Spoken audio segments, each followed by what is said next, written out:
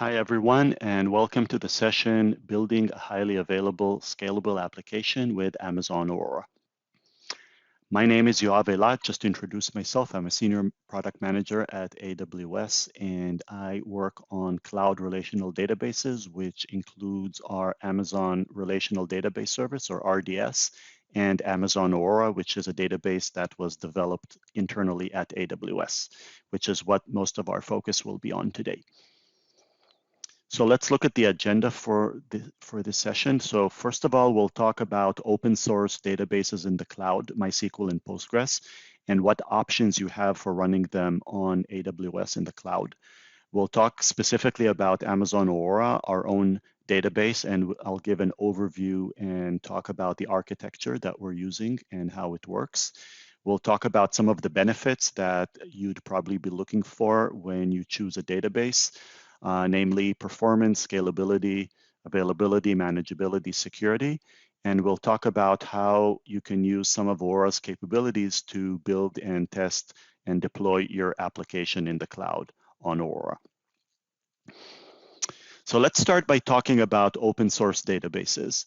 So currently we have 5 different ways to deploy and open source MySQL or Postgres database on AWS, which is up from 3 that we had last year. So as of 2020, let's look at the 5 options that are available now. So first of all, the most basic option is to install a database on your own Amazon EC2 compute instance, meaning that you simply spin up a compute instance, you do the installation yourself, you manage the entire stack. So the operating system, the storage, the database, everything is managed by you. You have to manage all the backups. You have to do the upgrades. Basically, you're on your own. That is an option that some people need in some edge cases, but for the most part, most of our customers are using what you see on the right side, which is managed database services, meaning that the cloud vendor is responsible for basically anything that has to do with managing the database, and you are just managing your own application. So under that category, we offer 4 different ways that you can do that. The first one is to use Amazon RDS, which is our kind of umbrella cloud managed database service, and that gives you several different databases that you can choose from. The second one is to run Amazon Aurora, which is our own database developed for MySQL and Postgres compatibility, which we'll mostly focus on. And then the other 2 are actually on-premises options using either a VMware stack, which means that you run on VMware vSphere in your own data center, or use AWS Outposts, which is hardware that you can get from AWS and is managed by AWS, but you install your own software on it. And in both cases, these these on-premises options are actually managed by the same console, the same management tools that you would use for your cloud services. So those options are also a bit of a special case. They're useful for people who have very specific compliance needs or that have latency needs where the database and the application needs to run in a very particular location, and perhaps there's no cloud region or data center at that location. But what we'll focus today is on the basic cloud options of running MySQL and Postgres databases in the cloud using Aurora. So let's talk about the core Amazon Relational Database Service and then drill down more specifically on Aurora and what it offers. So RDS gives you a choice of multiple database engines that you can choose from, and the ones that you see here. So this includes both open source databases, MySQL, MariaDB, Postgres, plus of course, Microsoft SQL Server and Oracle. And the advantages of running a database using a managed database service in the cloud are that it's very easy to administer. You don't really need to take backups. You don't need to do upgrades and installations or set up monitoring tools. All of that is provided for you. You get many different performance and scalability options, different instance sizes that you can run. And it's highly available, and disaster recovery and all of these other options come built into the service. Plus, of course, you get several different security options, and you enjoy the built-in capabilities for encryption and access control and things like that that are offered for cloud services. Drilling more specifically into Aurora, Aurora is an engine or database engine which is developed with 100% MySQL and or Postgres capability so that your applications can run unmodified if you've developed them for MySQL or Postgres, but with many different high-end enterprise features to make it a good option for even the most demanding enterprise applications or like high volume and internet scale kind of services in the cloud. And just like any cloud service, of course, it offers pay-as-you-go pricing, so you pay only for what you use. And most of what we'll talk about today is what additional capabilities we offer in Aurora compared to a standard MySQL or Postgres database. So looking at the kind of basic idea of why Aurora even exists. So in a traditional database architecture, you would have storage which is attached to the compute node, or in some cases accessed over the network. And basically the database server or compute layer is responsible for doing all the actual SQL processing, all the transaction processing, plus it writes logs which are then written to storage. And there's a heavy IO load in most cases, or in many different scenarios on the compute layer when the application is doing reads and writes from the database. And this architecture hasn't really changed in many decades. And what we set out to do with Aurora is to look at what if we could build a separate storage system which would be used in conjunction with the database server, with the compute layer, and offload a lot of that work and and really be designed specifically for databases. So it would not be a standard, file storage or object storage or, block or any of that, but specifically, of course, it would use underlying storage system, but it would be designed specifically for databases.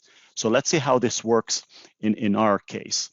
So underneath the Aurora compute layer, what you find is a purpose-built storage system which is log structured, which means that all of the database transactions are written as logs to the storage system, and the storage system or volume creates the blocks that then can be written and read by the database engine. So all of that happens inside the storage layer, and it's done over 3 availability zones. So for those of you that are not familiar with AWS, you might just need to know that in AWS, you have a concept of availability zones, which are separate data centers, which are in a particular region, but far enough from each other so that if a disaster happens in one availability zone, or AZ, it's not very likely to also hit the other availability zones. So this gives you more redundancy, and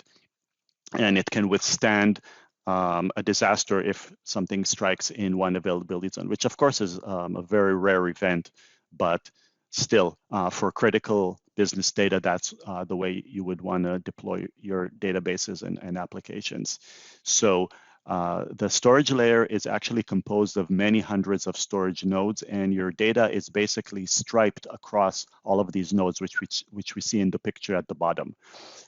What Aurora does as a standard is to save 6 copies of your data, meaning 2 in each availability zone. So everything that you write is written 6 times, and that allows us to withstand even an outage in a complete availability zone plus one more storage node. So we'll get to that in a moment, how you can still read and write even if you have an outage or failure in an availability zone plus 1 additional copy.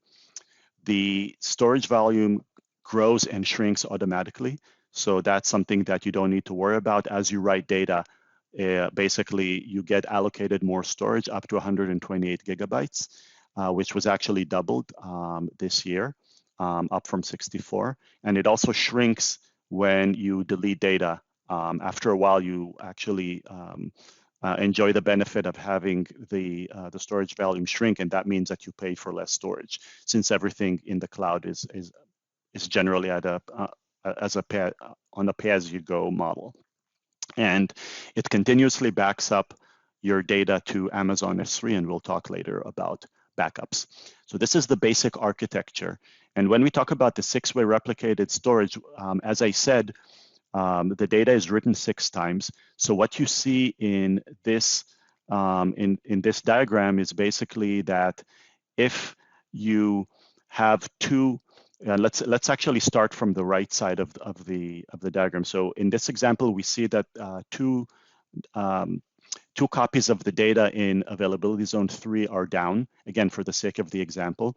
And we can continue to write as long as we have 4 out of 6 copies still running and still available. So the database will continue to write, and as soon as those 2 additional copies come back up, all the data will be replicated to them automatically via what we call a gossip protocol, so that all 6 copies are basically back up and reflecting the data that you've written. So as long as you have at least 4 copies running, then you will not lose any availability. The application will be able to continue to write.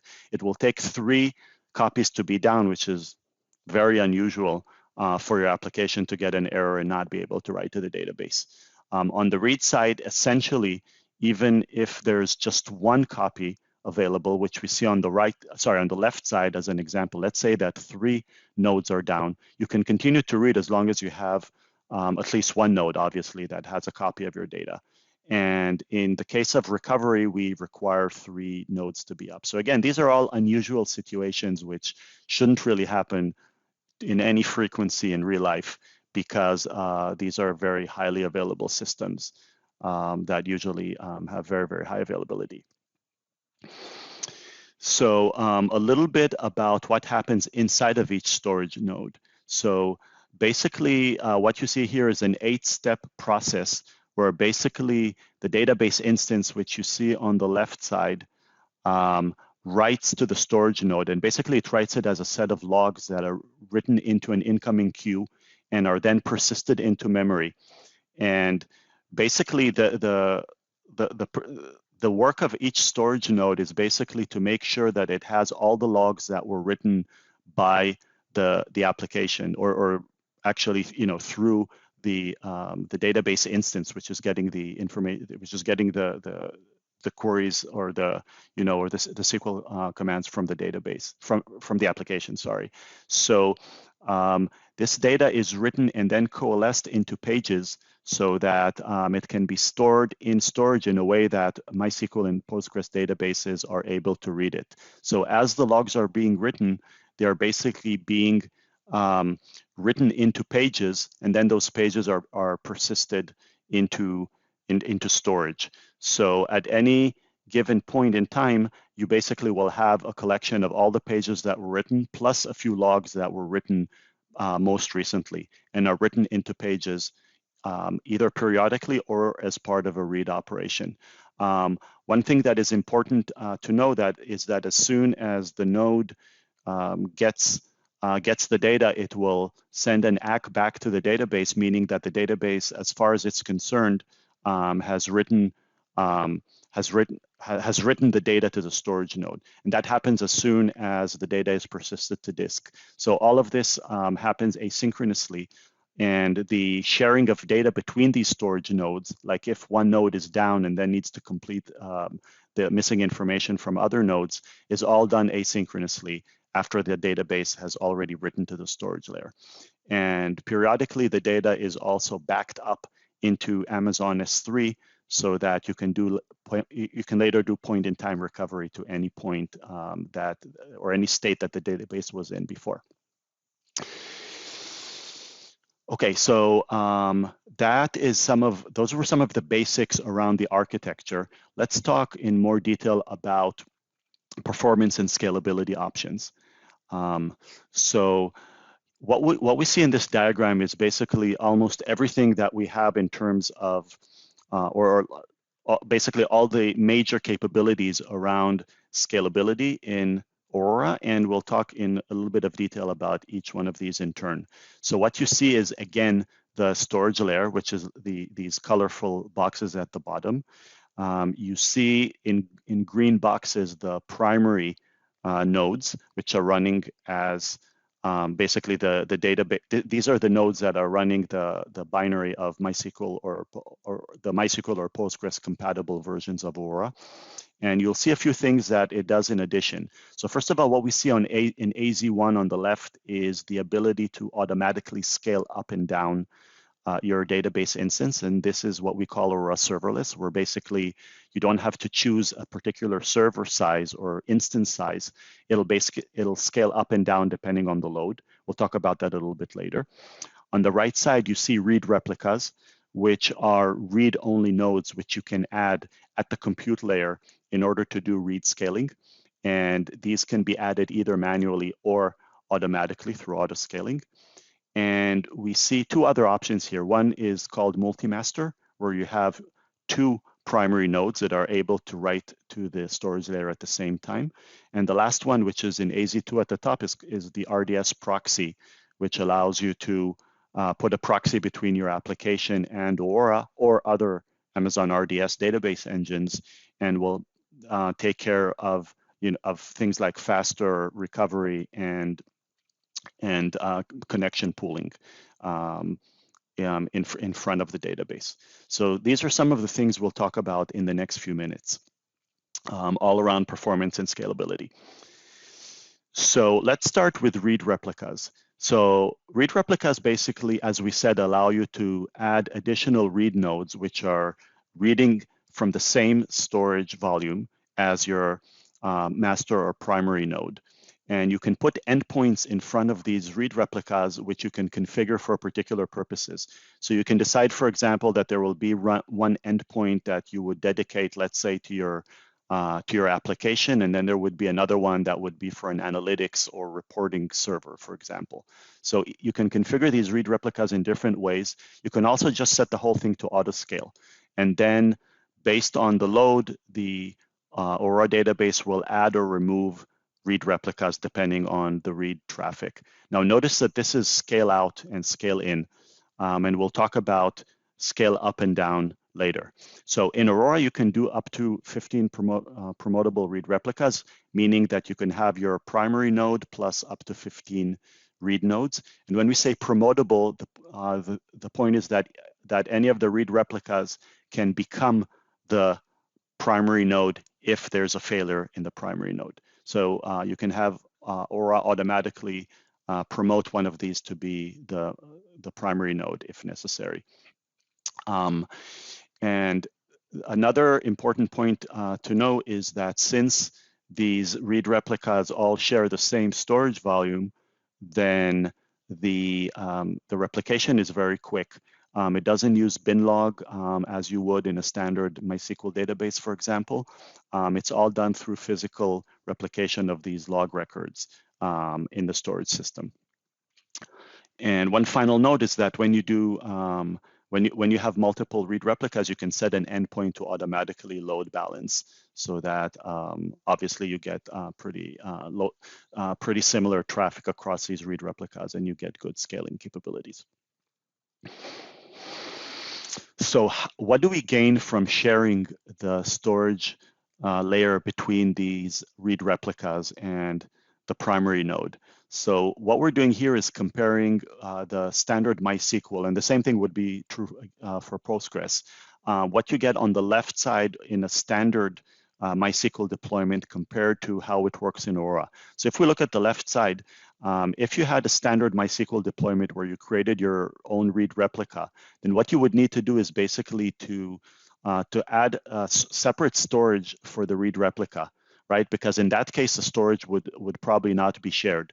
So what would happen is that as the application is writing to the primary node, it would need to also replicate the data to the read replica, and the read replica in step 4 on the left would need to write to its own storage, so that if the primary node if somebody wants to read from the read replica instead of from the primary node, then the same data would be available there. So what's a little bit ironic is that it's called a read replica, but basically it also needs to write, not just to read, and it needs to perhaps do its own mirroring and its own backups perhaps, so that the data is available in both the primary node and in the read replica.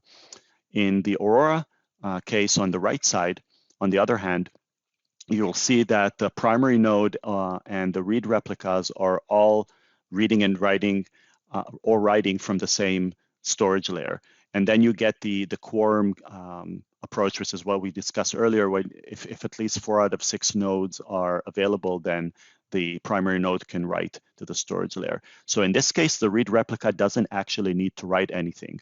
All it needs to do is to receive the data from the primary node and to read it from the storage layer if something is not in the cache and the application wants to read from the read replica. So that saves a lot of work for the read replica. It means that they can actually there can actually be dedicated specifically to reads. And that gives a really good performance benefit as measured by some of our sysbench tests, especially around throughput, where you can see that the amount of transactions that you can do in a given amount of time is much higher by orders of magnitude, like sometimes 35%, 35 times, sorry, more transactions per second using Aurora compared to a regular MySQL database. And just to make the point again that in a typical MySQL database, as we see on the left side, you would see that both the primary instance and the replica would have to do something like perhaps 70% writes in a maybe typical application. This is obviously a write-heavy workload. While on the other hand, in an Aurora scenario on the right side, the Aurora replica would be dedicated 100% to reads. So it would never actually have to write because the storage is shared with the primary instance in Aurora. So there is no writes on the replica because of the shared storage. And more tests that we ran, this is using sysbench. We ran it on an R4 instance, which is R416 Excel, which is a fairly sizable database instance. And we got something like 5 times the throughput on Aurora as we got on a standard plain vanilla MySQL database. For Postgres, we usually get numbers up to 3 times. So for the Postgres edition of Aurora compared to a standard version of Postgres. So just to put in some customer examples, one of them is Autodesk, which I'm sure a company that's familiar to many of you. And they deployed an access control management system, which was developed by their team in the Bay Area in California. And this originally was on an Amazon RDS MySQL database, meaning it was not Aurora. And then they migrated to Aurora and got several times the throughput and much easier deployment and much easier to scale management of their database. So for doing reads from the application, basically this is a component that several different Autodesk applications use in order to manage user access to those applications. They were able to do those reads with much better scalability and much less management needs. Okay, what else can Aurora do around performance? So one feature which I definitely recommend is called parallel query, where basically the storage layer, as you see in the diagram here, which has many hundreds of nodes as we talked about and thousands of CPUs, takes care of some of the read or some of the query processing that is done by the database. So basically the database instance is able to push down some of the work of query processing. And since the storage nodes are sitting right there on top of the disks, they can filter out some of the information that is not needed and send only a part of the data back to the database instance to complete the processing. So this is good for things like full table scans where basically you need to scan a lot of data on disk, and it saves, first of all, it allows you to enjoy all of this compute power that is available in the storage layer because of all of these nodes that are there. And it reduces the amount of I/O that needs to go over the network between the storage nodes and the database server. So definitely in some cases, especially things which are around reporting type of queries, you get orders of magnitude faster reads. So looking at an example actually that was done by Netflix, they were able to get more than a 10 times speed up on a number of queries that they were running. So this is an example where they ran 22 different queries and got really high speeds in some cases, and in the majority of cases, more than 10 times the performance. Again, because of all this parallelism that's happening in the storage layer and saving on I/O that goes between the storage layer and the database. Okay, let's talk about serverless, which, as I mentioned briefly earlier, is a way to auto-scale up and down. So basically what this does is allows Aurora to automatically scale itself up and down as the traffic from the application to the database changes over time. So as soon as the application reads or writes to the database, Aurora, you can set Aurora to automatically start. And then as the traffic grows, if it grows, it'll increase the instance size, basically scale up instantly to a bigger instance size, and be able to do that in several steps into bigger and bigger instances, and then scale down if the load on your database becomes smaller. There's really no impact to the application when you're scaling. So it's done completely seamlessly. And the trick for doing that is that we have these request routers, which you can see in the diagram under the application, which basically hold the connection to the application and talk to the database, which is right behind the request routers. As you scale your database up and down, or as it does it for you, it's basically using a warm pool of instances, which are basically instances or compute instances of different sizes that are ready to run, so that if your database needs a bigger or smaller instance, they're instantly available and running the database that you chose. And this warm pool is available and shared across many databases so that an instance is available whenever it's needed. So when is this useful? Obviously, if you don't know the exact scalability needs of your application, especially if your application is unpredictable. The load on the application is not really, it changes over time. Think of a blog like a blog application where suddenly there's a lot of read traffic because you publish something very popular or breaking news or something like that. Then that will automatically adjust to the read traffic and then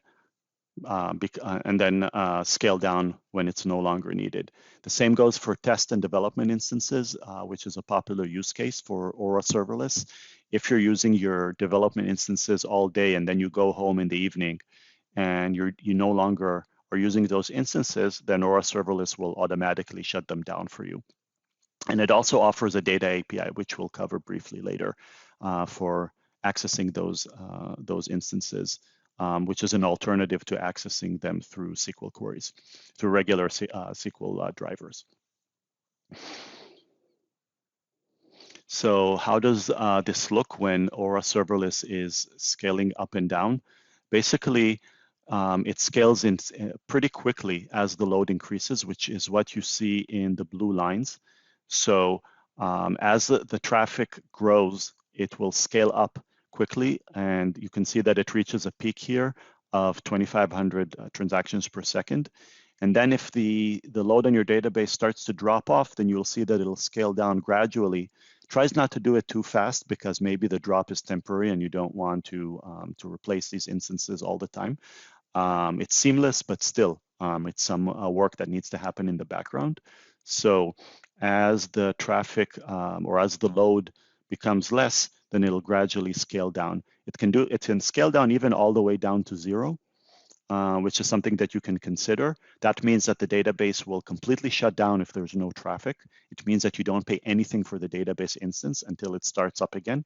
But it's something you would need to consider. I mean, it's good for development instances, obviously. For production, it depends. I mean, if your application needs to be on and instantly available all the time, then you don't want any delay of starting the database back up after the first transaction comes in afterwards. So these are things that you can think about when you choose how to configure Aurora Serverless.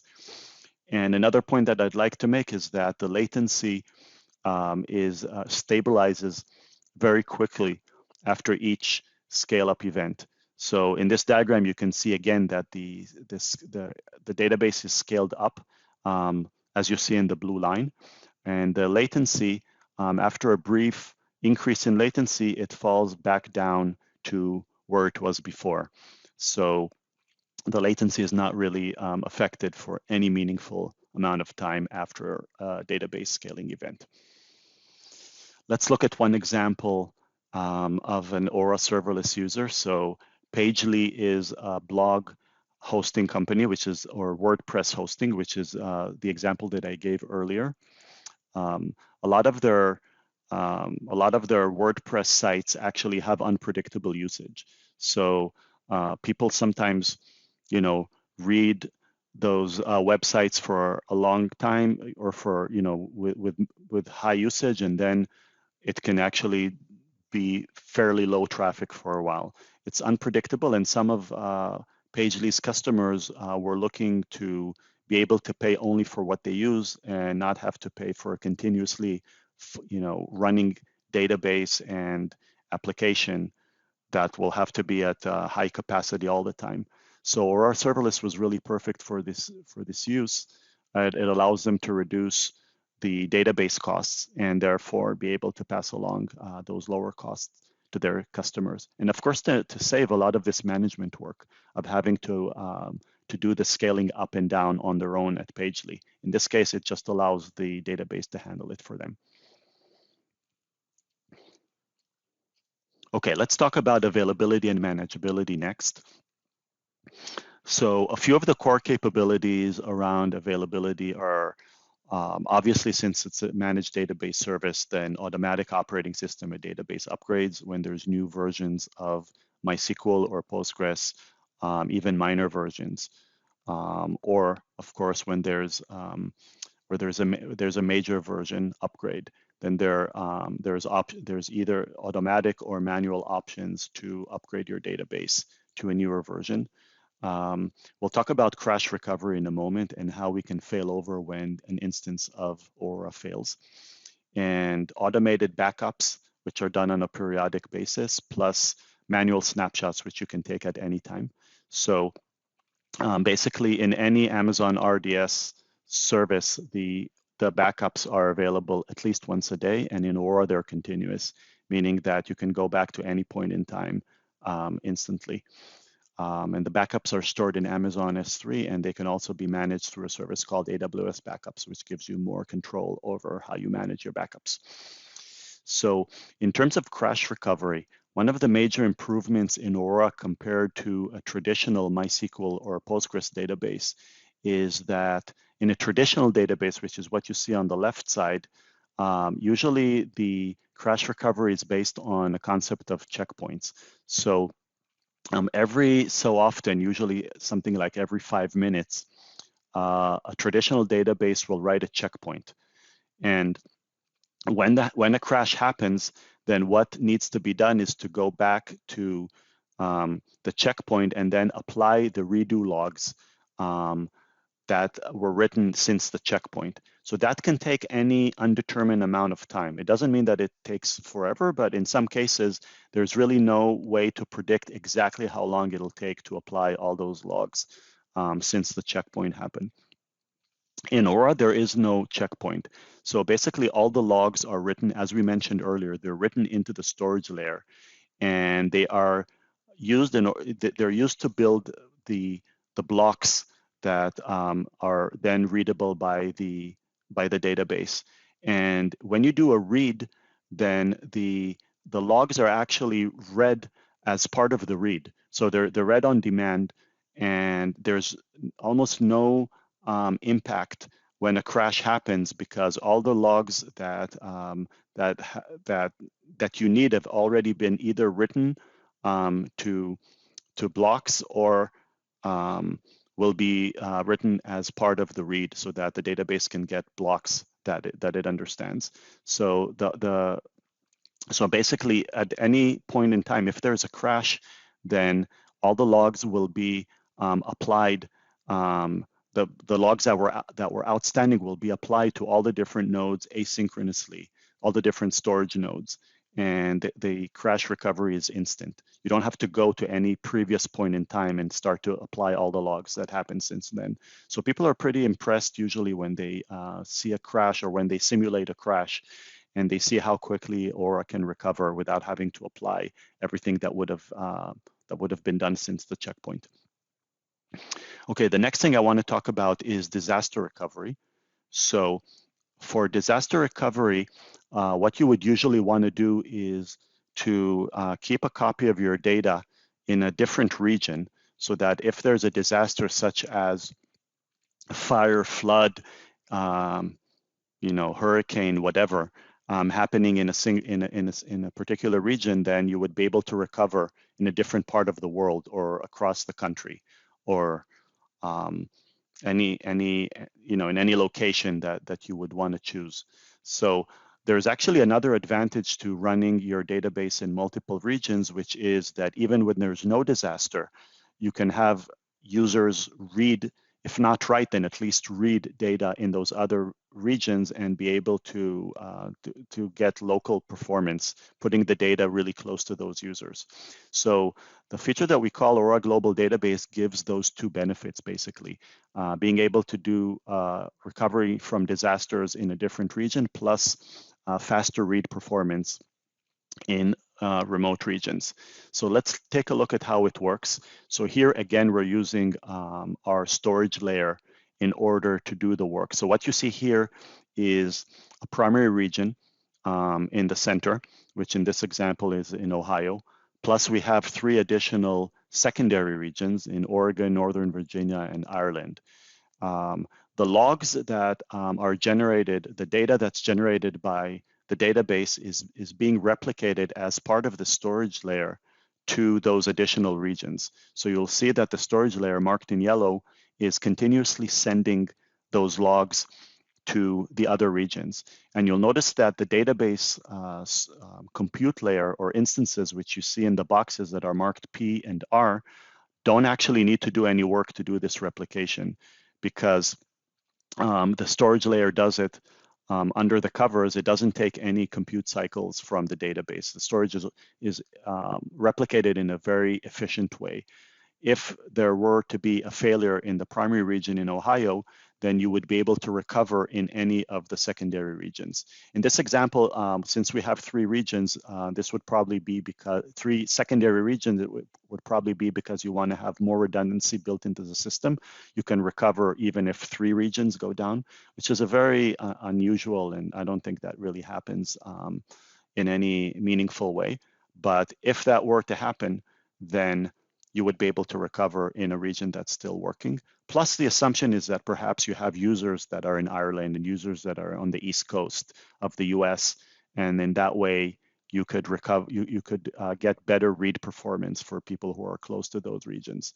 So this works very efficiently. The cross-region replica lag is usually less than 1 second, and the recovery is usually in less than 1 minute. So you can see that the RPO is usually less than 1 second, and the RTO is less than a minute for the global database capability.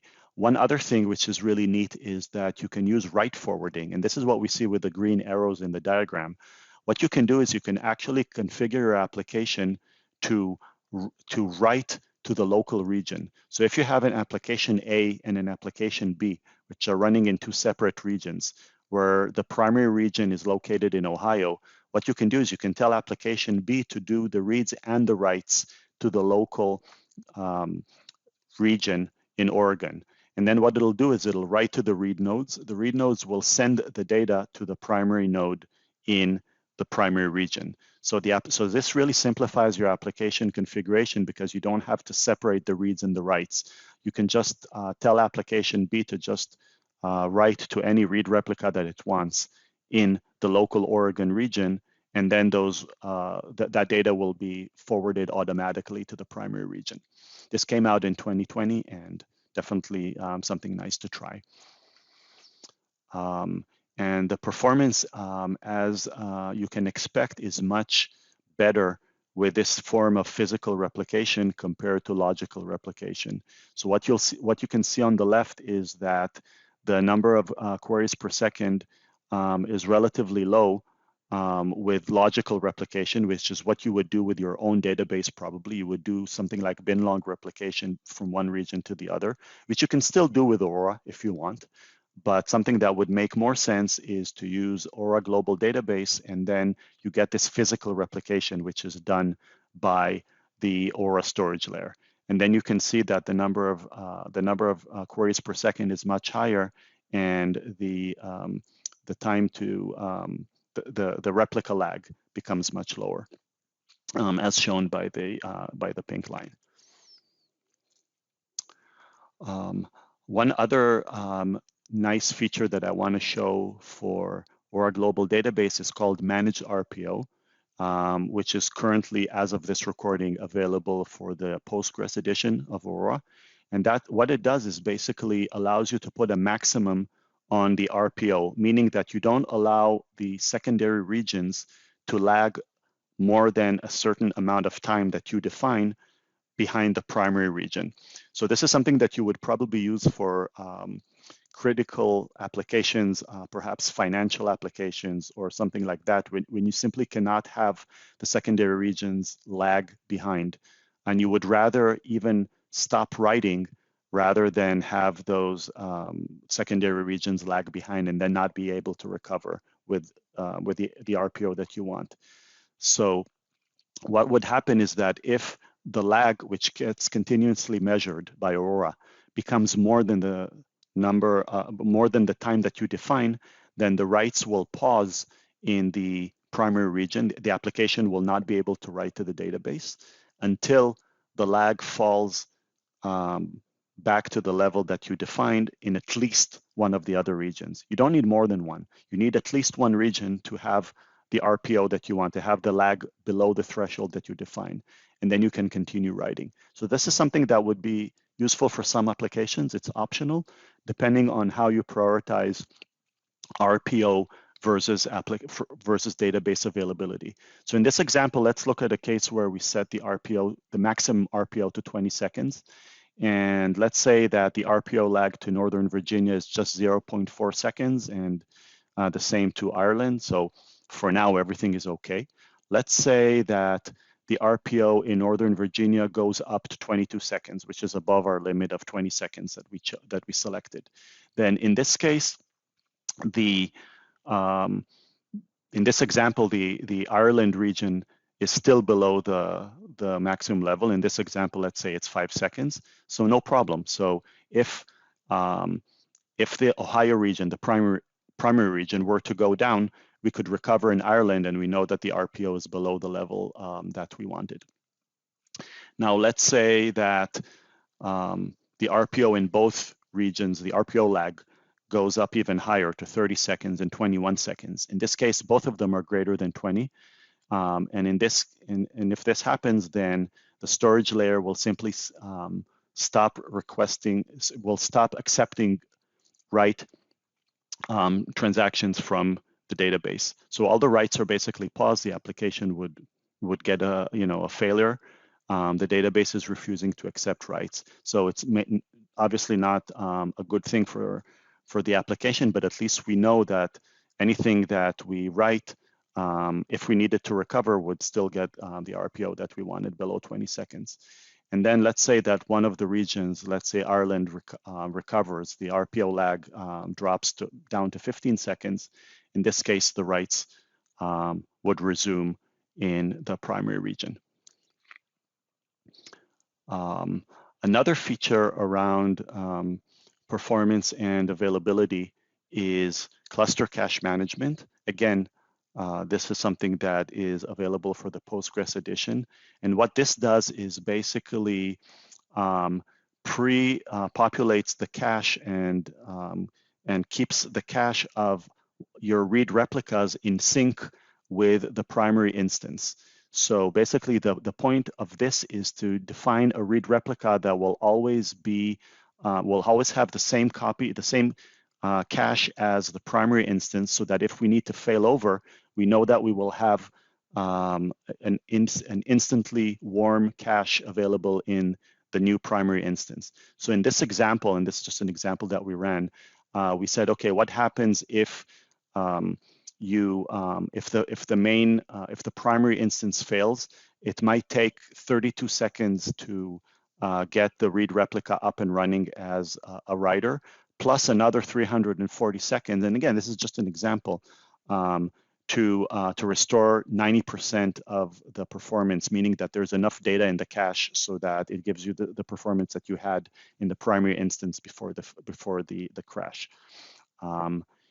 With cluster cache management, since we're continuously updating the cache of the secondary or read replica to be the same as what we have in the primary instance, then what we get from that is instant availability, so that it takes not 340 seconds, but just 32 seconds. So as soon as the database comes back up, the cache is already at 90, has enough data in it to give us 90% of the performance. So we save those 340 seconds. So again, for certain types of applications where you want to have instant or almost as the recovery to be as quick as possible, you can set one of your read replicas to continuously update its cache from the data from the main from the primary instance or the writer.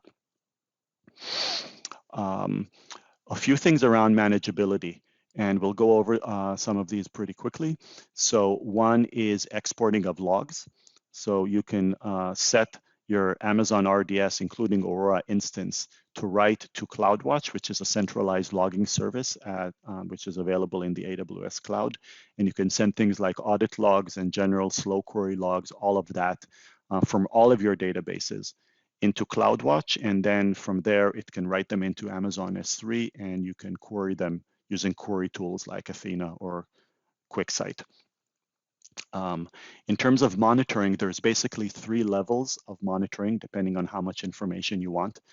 The most basic ones are via CloudWatch metrics. So these are mostly hardware-related type of monitoring metrics, such as CPU, storage, memory, I/O, latency, things like that, which are kind of at the core of what you would want to look at when you're managing database performance. One level up from that is enhanced monitoring, which gives you operating system level information, which gives you more capability to monitor your database at a higher granularity. And the most useful tool, which comes with any Amazon RDS database engine, including Aurora, is called Performance Insights, which gives you a combination of both metrics which are specific to the database. So it tells you, if you look at the graph here at the top, tells you what your database is waiting on. Is it waiting on CPU? Is it waiting on locks? You know, all of these different metrics. It's pretty easy to read and to see where your bottlenecks are. And the second thing is the top SQL queries. And these are things that might be familiar if you've been using other database management tools for other databases. So Aurora has these capabilities. We've just taken special care to make this really, really easy to use and entirely serverless. So all of the data that's being collected is being collected separately outside of the database and on hardware or compute instances that are separate from your database and with almost no impact on your database instance. You can keep the data for free for up to 7 days, and you can use a paid extended version which stores the data for up to 2 years. Okay, one last item around recommendation is around manageability is called recommendations, which is basically something that you can see in the database console and gives you information about whether we recommend any changes in your database configuration. So things like non-default memory parameters, unusual security settings, things like that, making sure that that all the caches are enabled or not enabled depending on the engine. Whether your database is using an older version of the engine, things like that, so that you can see whether you're configured correctly. You can either apply the recommendation or dismiss it if you want. Another customer example that I wanted to bring up is Amazon Transaction Risk Management. So this is just really to make the point that we're using our own database services to run Amazon itself, or Amazon.com and other Amazon businesses. These were databases, this was an application that was being run on Oracle databases in the past, and it got migrated over time, and more than 100 instances were migrated to Aurora, and now it's basically running entirely in the cloud with no dependency on commercial databases, no licenses, or any of that, and getting really, really good performance and easy manageability. So both cheaper and easier to manage in our experience. Okay, two more topics for this presentation. One is security. So on security, just to make you aware that all the database capabilities around security that you would usually look for, including network isolation, so access to the database in a secure network connection using a VPC, access control and permissions using AWS Identity and Access Management, or IAM, plus encryption, both at rest and in transit. So hopefully this should cover any security need that you would have. One other thing which is needed, at least by some of our customers, is around auditing. Basically being able to audit every action that happens in the database and then be able to send it to a security product, such as the ones from McAfee or IBM, for audit purposes. So this is available today for Aurora Postgres and actually for Aurora MySQL, despite what you see in the slide. And the way that it works is that basically all the stream of database activity is written into a Kinesis stream. Some of you might be familiar with the Amazon Kinesis service. And from there, basically the database partner, such as McAfee, would plug into that stream and store the audit information for security and compliance purposes. And the partners generally have very powerful tools that are able to look at that data and find anomalies and do investigations into that data if there's any security incident. Okay, and finally, let's talk about some of the capabilities around development and test, which helps you to basically do things in an easier way than you would be able to do with a regular MySQL or Postgres database. The first is called Backtrack. Backtrack, as the name implies, allows you to basically undo the database writes that you've done and go back to a previous point in time. So the nice thing about it is that it's instant. It's being done inside of the Aurora storage system. It doesn't have to go to a backup with all the time and delay that implies. Basically, you can just go back to any point in time for as long as you keep the data. So typically people would keep the data for something like 1 or 2 days or maybe 3 days. And that means that you can basically rewind your database to a previous point in time. So what would you use that for? One thing is to be able to recover from mistakes. So if you drop the table by mistake or anything like that, you can basically pause the application, say, okay, I want to rewind to that point in time before I made the mistake. It only takes a few seconds, and then you can continue from there. Another thing where it's very helpful is for testing or development. So if you have automated tests that are destructive to the data, meaning that you delete something as part of your test, you delete a record from the database, and then in order to run the test again, you would need that record to be back so that you can delete it again.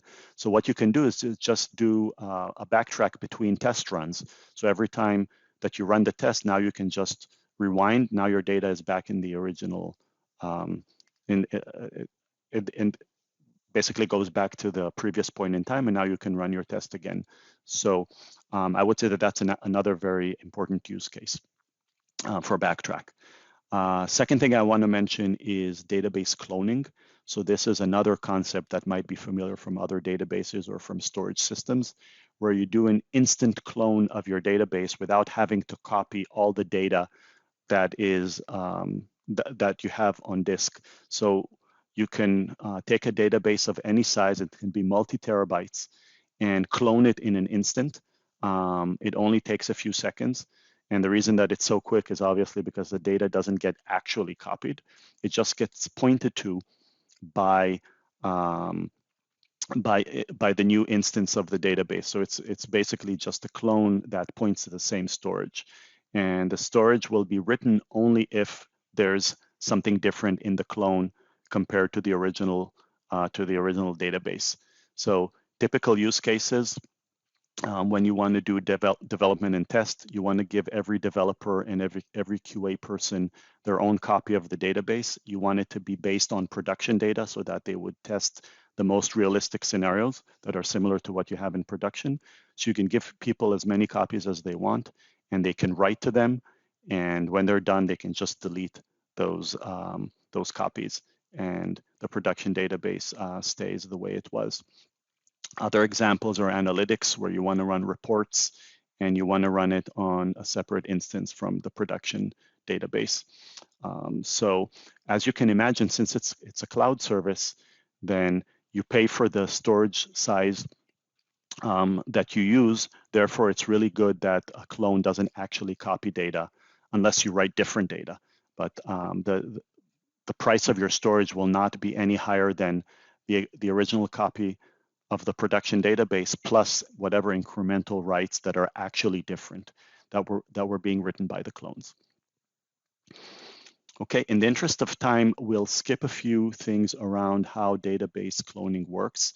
And I want to talk about two or three additional features very quickly. One is the Rds Proxy, which I very briefly mentioned earlier. And this is an optional proxy that you can put in front of your Aurora database or other RDS engines, and will do connection pooling, and will be able to do quicker failovers. So that's something that's recommended for scalability and for higher availability. Second thing, and again, in the interest of time, there's so much to say about Aurora, is the data API. The data API allows you to access an Aurora database, and specifically an Aurora serverless database, using a REST API. So instead of having to set up JDBC or other types of database connections to your database, you can simply make HTTP calls, and those will read and write to your database. And that's useful especially for things like small devices where you don't want to load a lot of software. All they have is an HTTP implementation. It's good for serverless applications where you have something like a Lambda function that can just, write something to a database and then exit.